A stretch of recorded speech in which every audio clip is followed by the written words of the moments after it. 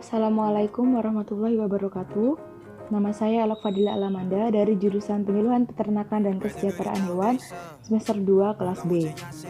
Nah, di sini saya akan menyampaikan teori komunikasi interpersonal.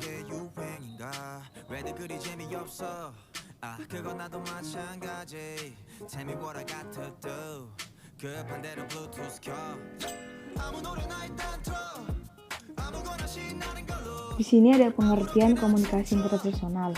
Komunikasi interpersonal atau komunikasi antar pribadi adalah proses interaksi antara dua orang atau lebih yang biasanya tidak diatur secara formal dan dilakukan secara tatap muka atau melalui media. Jadi komunikasi interpersonal ini bisa dilakukan secara langsung maupun tidak langsung. Nah, selanjutnya ada aspek penting dalam komunikasi interpersonal. 1. Keterbukaan atau openness. Keterbukaan yang dimaksudkan adalah kesediaan untuk mengakui perasaan dan pikiran yang dilontarkan sebagai milik setiap orang dan harus bertanggung jawab atasnya.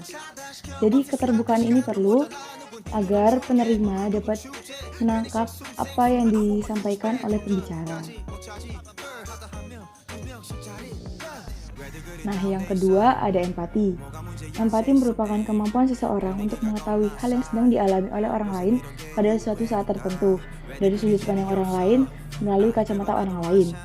Berempati adalah merasakan sesuatu seperti yang mengalaminya dan bisa jadi melakukan suatu tindakan.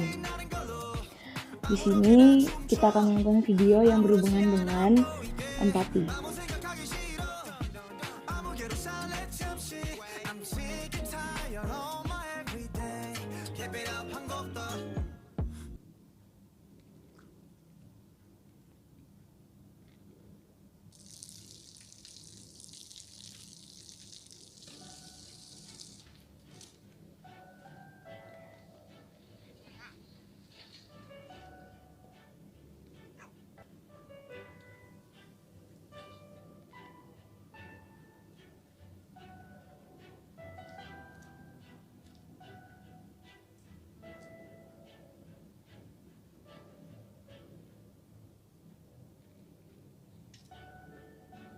เขาจะได้อะไร ถ้าเขาทำแบบนี้ทุกวัน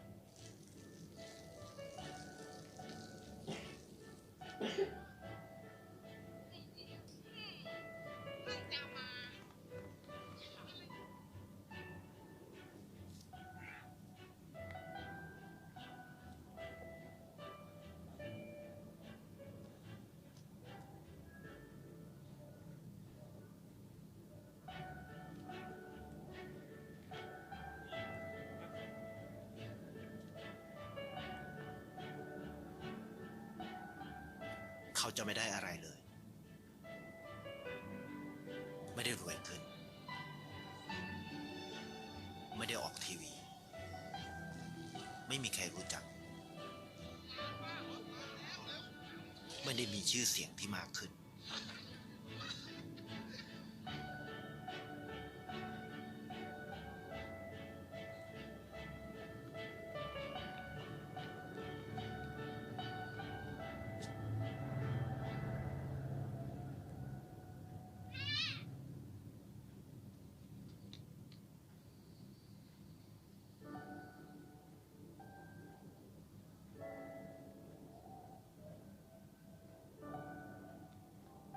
เพราะสิ่งที่เขาได้ คือได้แค่ความรู้สึก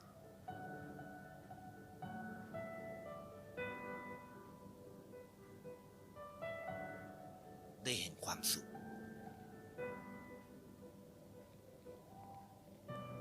ได้เข้าใจ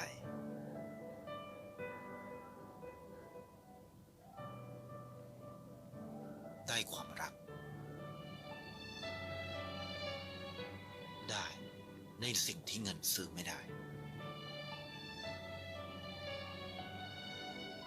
ได้โลกที่สวยงามกว่าเดิม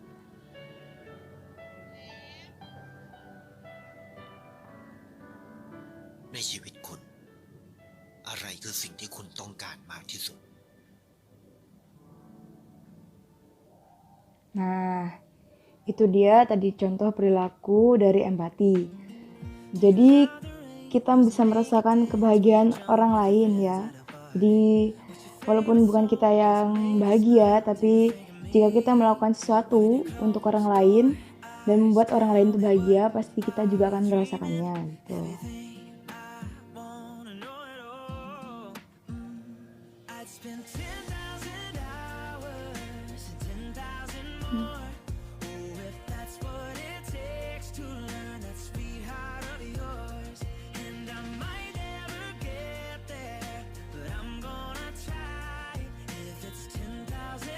Oke, kita lanjut ke slide berikutnya, yaitu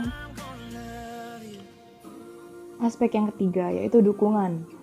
Dukungan dimaksudkan adalah suatu sikap yang menunjukkan perasaan mendukung terhadap suatu hal.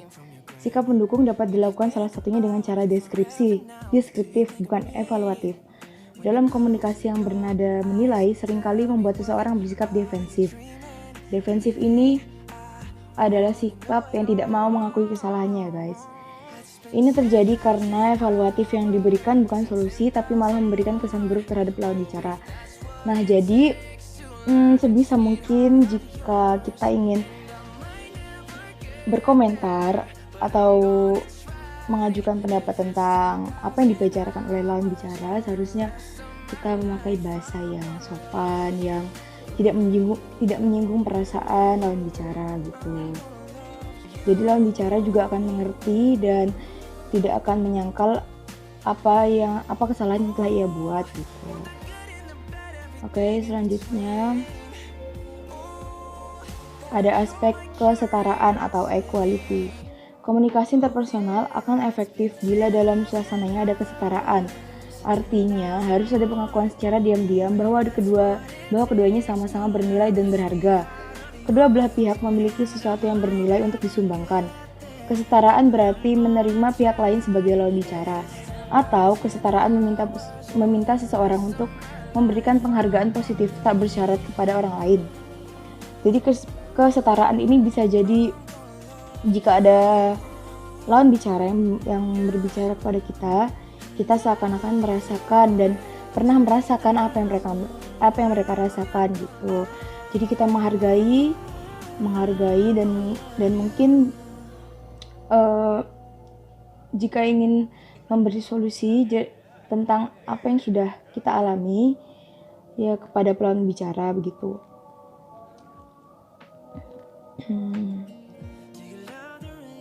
Oke, selanjutnya ada aspek yang terakhir, yaitu aspek sikap positif atau positiveness. Komunikasi interpersonal terbina jika orang memiliki sikap positif terhadap mereka sendiri dan perasaan positif untuk situasi komunikasi yang pada umumnya sangat penting untuk interaksi yang efektif. Sikap positif dalam komunikasi antar pribadi dapat dikomunikasikan melalui sikap dan dorongan. Nah, jadi sikap positif ini perlu banget untuk komunikasi. Sikap positif ini diperlukan agar tidak terjadi kesalahpahaman saat berbicara dengan lawan bicara. Oke, selanjutnya ada teori komunikasi interpersonal. Yang pertama yaitu teori konstruktivisme, merupakan teori kerangka kerja teoritis yang menghubungkan adanya upaya dalam menjelaskan anggapan seseorang dalam berkomunikasi. Hal itu dapat diketahui melalui berbagai macam cara. Salah satunya adalah menggunakan teori konstruktivisme yang dikemukakan oleh Jesse Delia. Oke, yang kedua ada teori interaksionisme yang memiliki tujuan mengenai kerangka perspektif dalam mengolah pesan yang disampaikan.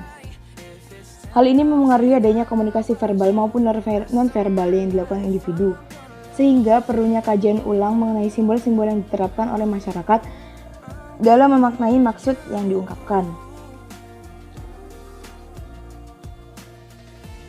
Lalu ada teori atribusi.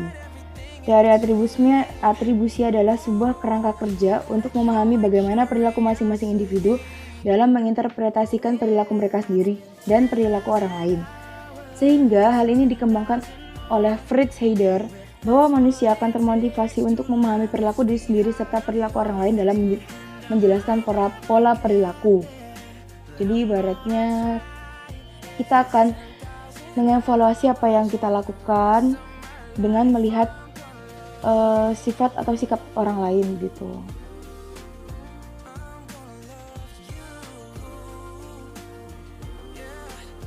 Lalu ada teori akomodasi yang dikembangkan oleh Howard Giles.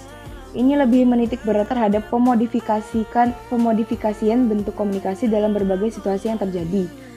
Hal ini dikarenakan komunikasi interpersonal merupakan bentuk interaksi yang paling fleksibel, sehingga perubahan dimensi ini berdasarkan kondisi lingkungan kerap terjadi. Nah, yang terakhir ada teori penetrasi. Terakhir adalah teori penetrasi sosial yang digagas oleh Irving Edman dan Dalmas Taylor. Ini menggambarkan bagaimana pentingnya self-disclosure dalam menggerakkan satu hubungan superficial menjadi lebih intim dalam bentuk komunikasi yang ideal. Sehingga perubahan pola komunikasi tersebut akan berdampak pada pola hubungan yang terjalin.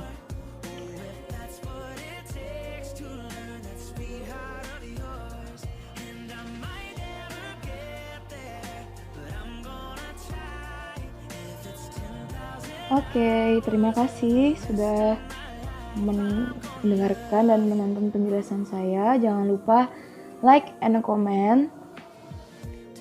Komen kalian dapat berupa pertanyaan yang akan saya jawab di kolom. Oke. When you close your eyes, tell me what